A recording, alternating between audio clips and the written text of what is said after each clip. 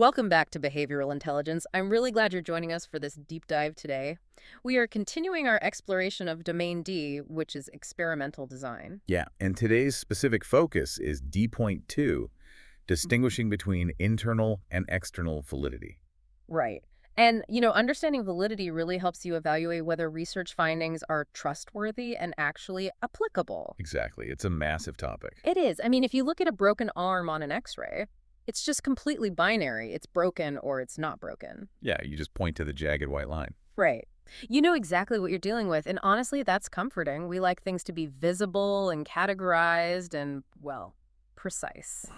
We do, but in behavioral science, the X-ray machine is basically fundamentally broken. Yeah, exactly. You are looking at this incredibly murky, chaotic ecosystem of variables. So, like, if a kid stops hitting his brother right after you introduce a token board, how do you know it was actually your token board that did it? You don't. I Yeah. mean, maybe he just matured. Right. Or maybe his diet changed. Or maybe the brother just stopped provoking him. Yeah, proving that your specific intervention is the exact mechanism causing a behavior to change is, well, it's the ultimate challenge in our field. It's the absolute definition of diagnostic muddy waters. It really is. So today, we're wading right into those waters to unpack what I kind of think of as the ultimate behavioral lie detector test, which is validity.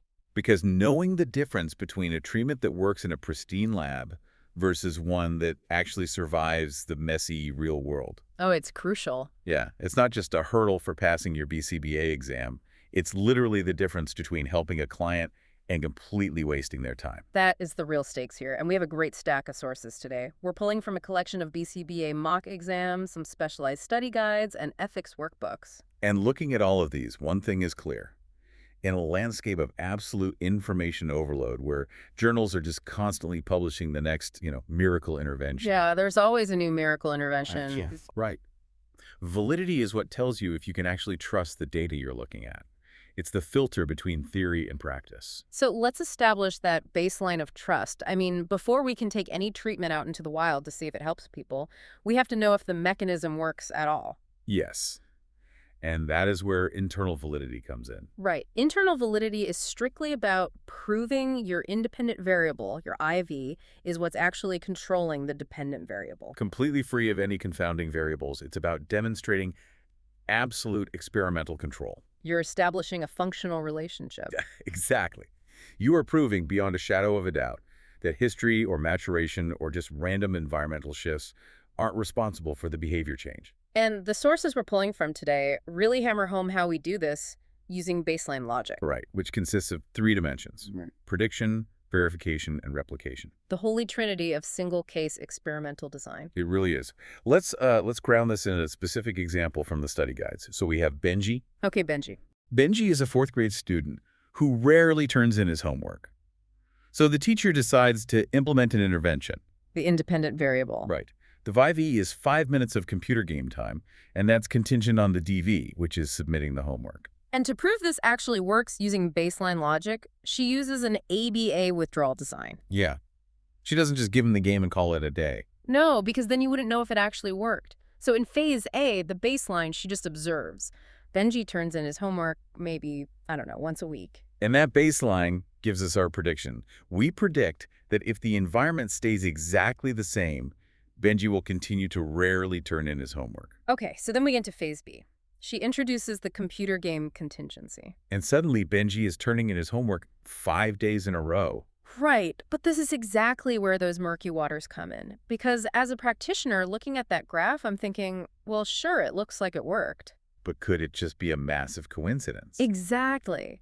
Maybe Benji's parents started a new discipline routine at home that exact same week. Or maybe the homework assignments were just particularly easy for those 5 days. Yeah, we don't actually know if the computer game is doing the heavy lifting. Which is why internal validity requires the critical next step, which is verification. So to verify that the IV is the active ingredient, the teacher has to withdraw it. She goes back to phase A. No more computer game. And his homework completion drops right back down to his baseline of 1 day a week. Precisely. By taking the intervention away and watching the behavior revert, You have verified your initial prediction. You've proven the behavior is functionally controlled by the contingency. Yes.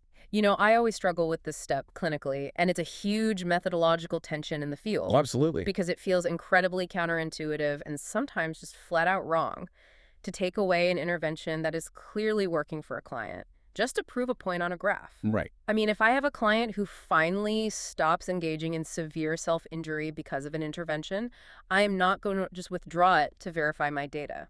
And you shouldn't. I mean, that is a very real clinical dilemma, Yeah. which is why we have alternative experimental designs, like multiple baseline or changing criterion where you don't have to withdraw a successful treatment. Right. Those are lifesavers in practice. They are, Yeah. but from a purely methodological standpoint, if you want the most robust internal validity possible, like if you want to establish pure baseline logic, you need that withdrawal. Yeah, that makes sense. So finally, to finish the AB-AB sequence, you do one more step, which is replication. You reintroduce the computer game. And Benji's homework completion spikes right back up to 100%. Right. You've completely isolated the variable. It's kind of like turning the behavior on and off with a light switch. Oh, that's a good way to look at it. If I can stand there and flip the switch up, the light goes on. I flip it down, the light goes off.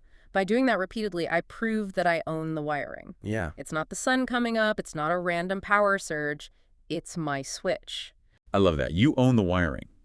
That AB-AB design provides incredibly strong internal validity because it proves in that specific environment with that specific kid, your IV is the only thing controlling the DV. It actually makes me think of internal validity as testing a brand new cake recipe in a perfectly controlled, spotless, soundproof laboratory kitchen. Okay, a soundproof kitchen. I'm listening. Right, so you control the exact humidity, the exact temperature of the oven, the exact source of the flour.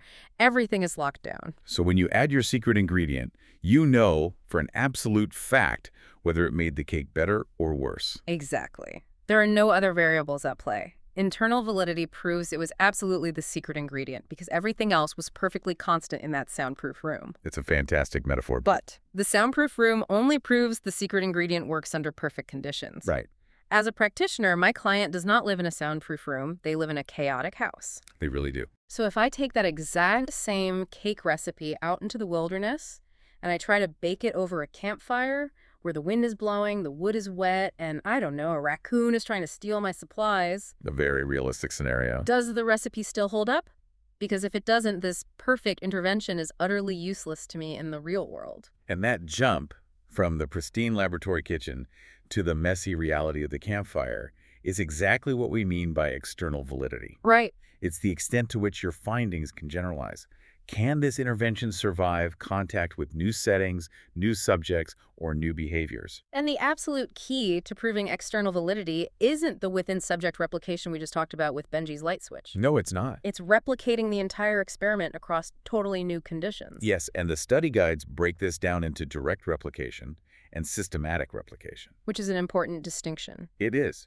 Direct replication is simply asking, does this exact same recipe work for someone else? So you take the exact same Benji intervention, 5 minutes of computer time for homework, and you do it with another fourth grader in the same school. Exactly. You Ugh. replicate the original study as precisely as humanly possible. Okay, so direct replication is just the same recipe, different kid, but systematic replication is where I start changing the rules, right? Yes. Like, instead of 5 minutes of computer time, I offer 15 minutes of reading time. Or I target a completely different behavior, like raising a hand in class. Or you try the whole thing in a bustling high school instead of a quiet elementary classroom. Exactly. You are systematically varying the parameters to see how robust the intervention actually is. Which is so helpful. It's incredibly powerful because it helps us define the boundaries of the intervention. It tells us where the intervention stops working. Oh, that makes a lot of sense. Right. If it works for 4th graders and 8th graders, but completely falls apart with 12th graders, we've just learned something vital about the limitations of that specific ARI. There's actually a great scenario in the mock exams we reviewed. I think it was question 172. Oh, the DRO study. Yes. Researchers originally found that a DRO intervention, a differential reinforcement of other behavior, was highly effective at reducing problem behavior in a very specific, controlled setting. Right. Then they systematically replicated the study. They expanded it to totally new settings, completely different subjects, and Well, it still worked.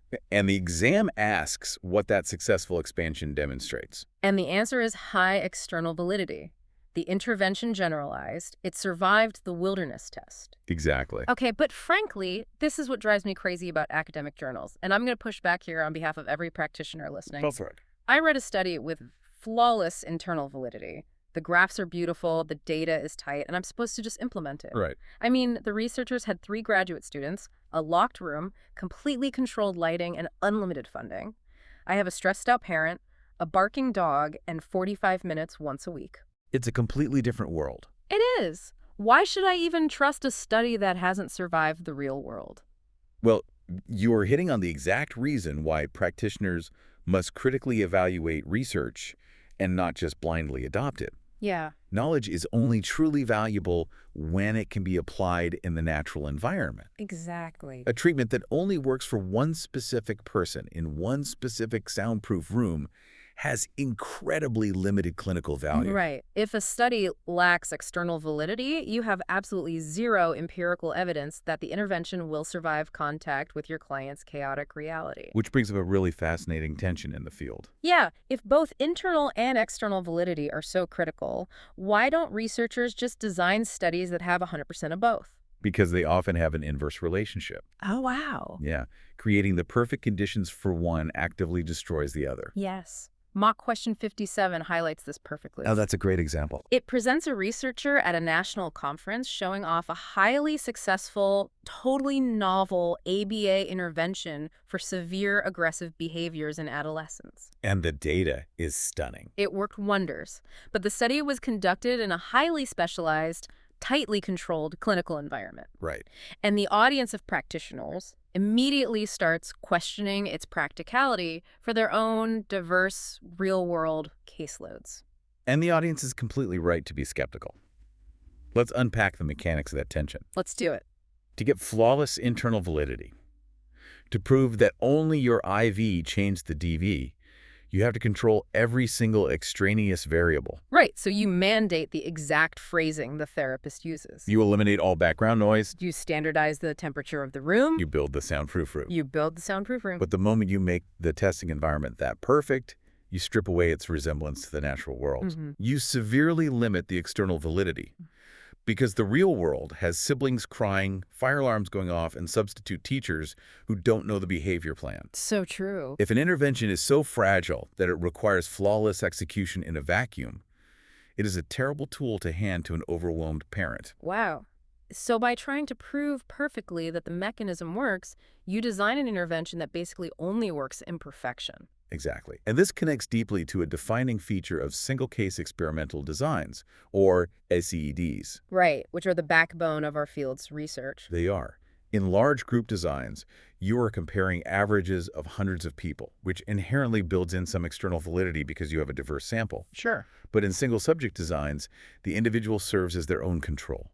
We repeatedly measure one individual over time. Right, because I'm only testing Benji against Benji's own baseline. I have zero proof it works for Sarah. Precisely. SCEDs provide absolutely incredible internal validity for that specific person.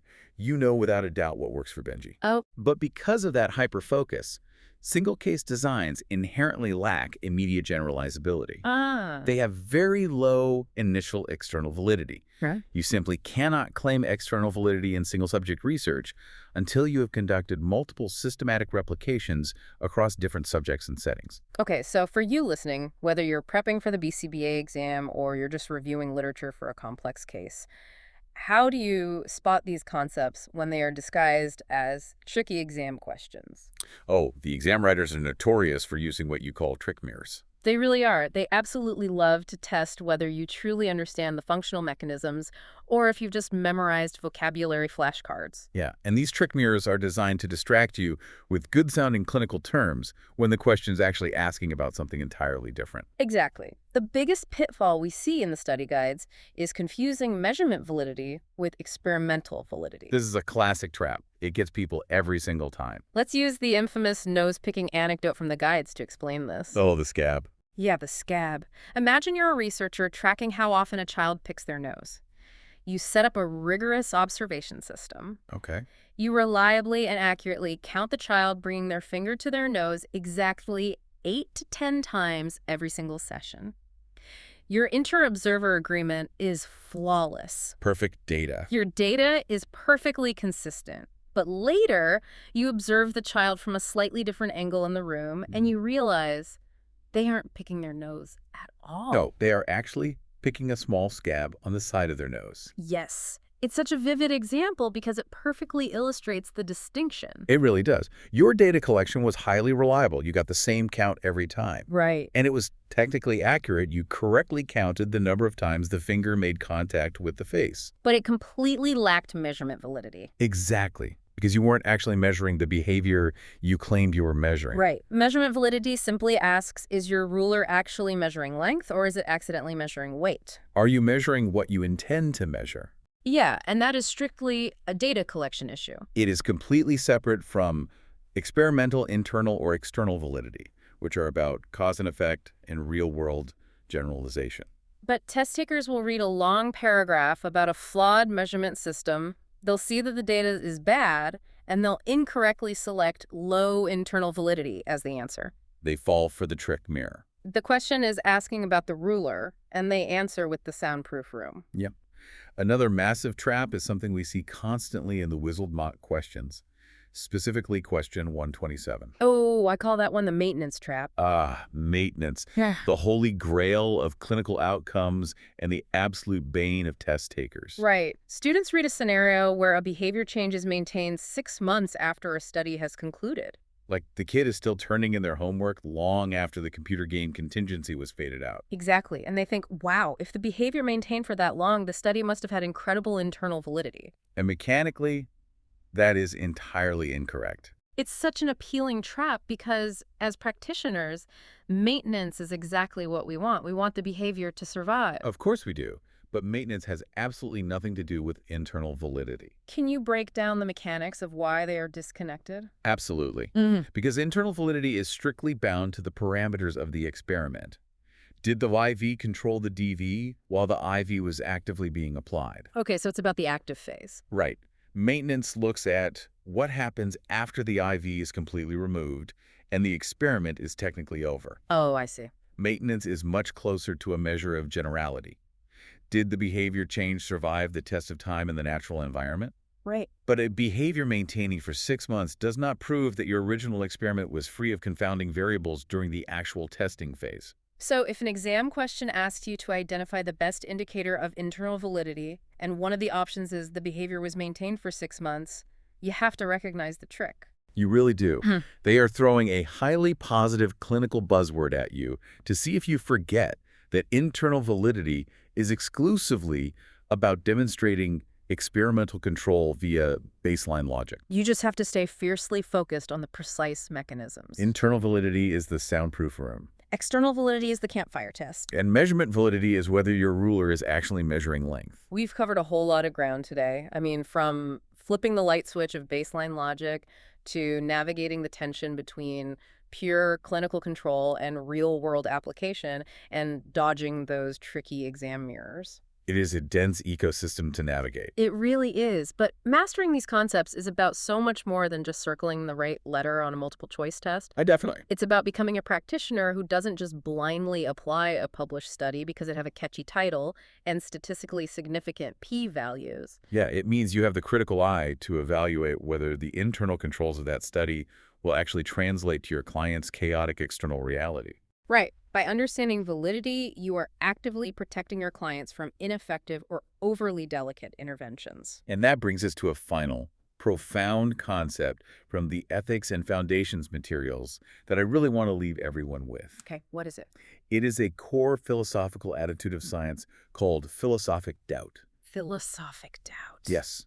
Science requires us to continually question the truthfulness of what is currently regarded as absolute fact. So like a healthy perpetual skepticism. Exactly.